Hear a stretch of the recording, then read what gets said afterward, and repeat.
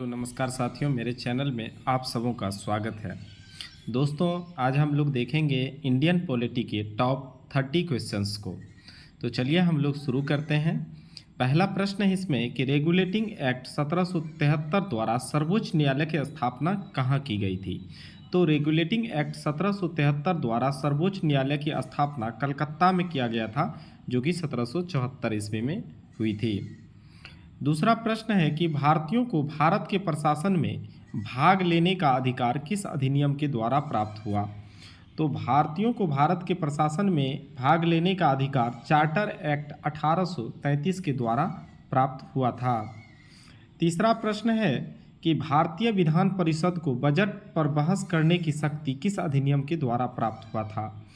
तो बजट पर बहस करने की शक्ति जो है भारत परिषद अधिनियम 1892 के द्वारा प्राप्त हुआ था। चौथा प्रश्न है कि केंद्रीय विधानमंडल सर्वप्रथम किस अधिनियम द्वारा द्विसदनीय बनाया गया था।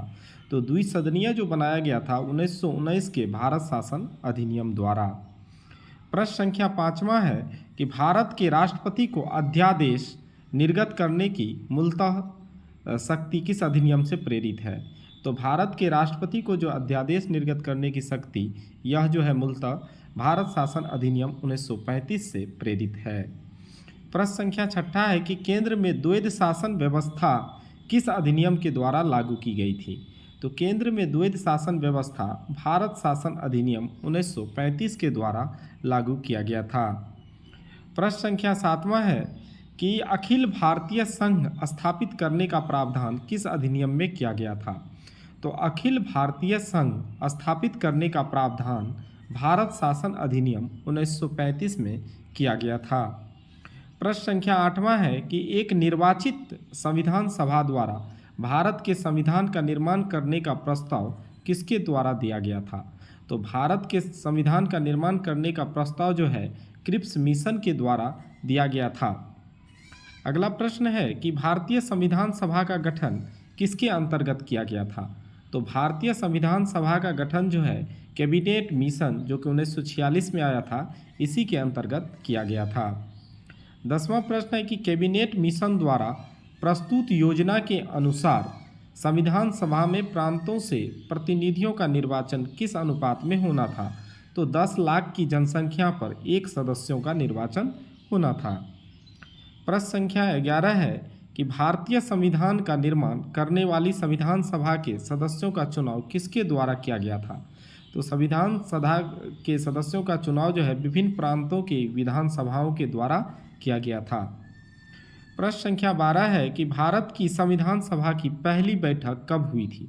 तो भारत की संविधान सभा की पहली बैठक जो है यह 9 दिसंबर 1946 ईस्वी को हुई थी। प्रश्न संख्या 13 है कि भारतीय संविधान का प्रथम प्रारूप किसके द्वारा तैयार किया गया था। तो भारतीय संविधान का प्रथम प्रारूप जो है सर BN राव के द्वारा तैयार किया गया था। प्रश्न संख्या 14 है कि संविधान सभा का अस्थायी अध्यक्ष किसे चुना गया था। तो संविधान सभा का अस्थायी अध्यक्ष डॉक्टर राजेंद्र प्रसाद को चुना गया था। 15वां प्रश्न है कि संविधान सभा में पंडित नेहरू द्वारा उद्देश्य प्रस्ताव कब प्रस्तुत किया गया था। तो उद्देश्य प्रस्ताव जो है 13 दिसंबर 1946 ईस्वी को प्रस्तुत किया गया था। प्रश्न संख्या 16 है कि नेहरू द्वारा प्रस्तुत उद्देश्य प्रस्ताव संविधान सभा में कब स्वीकृत हुआ था। तो नेहरू द्वारा प्रस्तुत उद्देश्य प्रस्ताव जो है 22 जनवरी 1947 ईस्वी को स्वीकृत हुआ था। प्रश्न संख्या 17 है कि भारतीय संविधान के निर्माण काल में संविधान सभा के कुल कितने अधिवेशन हुए थे। तो भारतीय संविधान के निर्माण के काल में संविधान सभा के 12 अधिवेशन हुए थे। प्रश्न संख्या 18 है कि भारतीय संविधान के निर्माण में संविधान सभा को कितना समय लगा। तो भारतीय संविधान के निर्माण में संविधान सभा को 2 वर्ष 11 माह और 18 दिन का समय लगा था। प्रश्न संख्या 19 है कि भारतीय संविधान सभा के संवैधानिक सलाहकार कौन थे। तो भारतीय संविधान सभा के संवैधानिक सलाहकार सर BN राव थे। प्रश्न संख्या 20 है कि भारत की संविधान सभा ने वर्तमान रूप में राष्ट्रध्वज को कब अपनाया। तो राष्ट्रीय ध्वज को अपनाया था 22 जुलाई 1947 को। प्रश्न संख्या 21 है कि संविधान सभा की प्रथम बैठक की अध्यक्षता किसने की थी? तो संविधान सभा की प्रथम बैठक की अध्यक्षता डॉक्टर सच्चिदानंद सिन्हा के द्वारा किया गया था, जो कि संविधान सभा के अस्थायी अध्यक्ष थे, जबकि अस्थायी अध्यक्ष डॉक्टर राजेंद्र प्रसाद थे। प्रश्न संख्या 22 है, भारतीय संविधान पूर्णतः कब लागू हुआ था? तो भारतीय संविधान 26 जनवरी 1950 को पूर्णतः लागू हुआ था। प्रश्न संख्या 23 है कि 26 नवंबर 1949 को भारतीय संविधान किसके द्वारा अधिनियमित किया गया था? तो 26 नवंबर 1949 को भारतीय संविधान सभा के द्वारा जो है भारतीय संविधान अधिनियमित किया गया था। इसीलिए हम लोग प्रत्येक वर्ष 26 नवंबर को संविधान दिवस मनाते हैं। प्रश्न संख्या 24 है, जनगण मन को भारत के राष्ट्रगान के रूप में कब अपनाया गया था? जनगण मन को 24 जनवरी 1950 ईस्वी में अपनाया गया था और जनगण मन को 52 सेकेंड में गाया जाता है और इसके लेखक जो हैं रविन्द्रनाथ टैगोर हैं। प्रश्न संख्या 25 है कि भारत का संविधान कब स्वीकार किया गया? भारत का संविधान 26 नवंबर 1949 को स्वीकार किया गया, लेकिन लागू हुआ था 26 जनवरी 1950 को। प्रश्न संख्या 26 है कि भारत सरकार द्वारा अशोक स्तंभ को राष्ट्रीय चिन्ह के रूप में अंगीकृत कब किया गया था?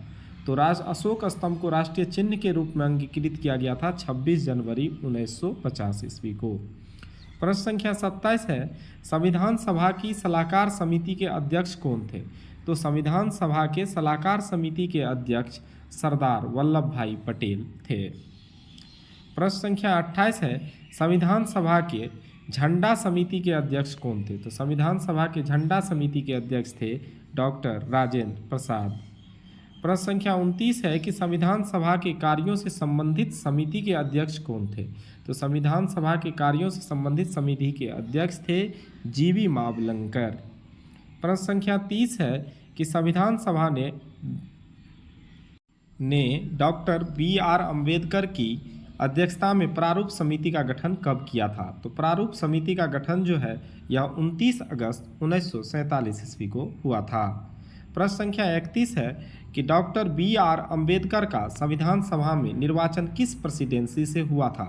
तो BR अम्बेडकर अर्थात भीमराव अम्बेडकर का बम्बई प्रेसिडेंसी से संविधान सभा में निर्वाचन हुआ था। धन्यवाद दोस्तों, वीडियो अच्छी लगी तो वीडियो को लाइक करें, शेयर करें और अगर हमारे चैनल पर नए हैं तो चैनल को सब्सक्राइब करें।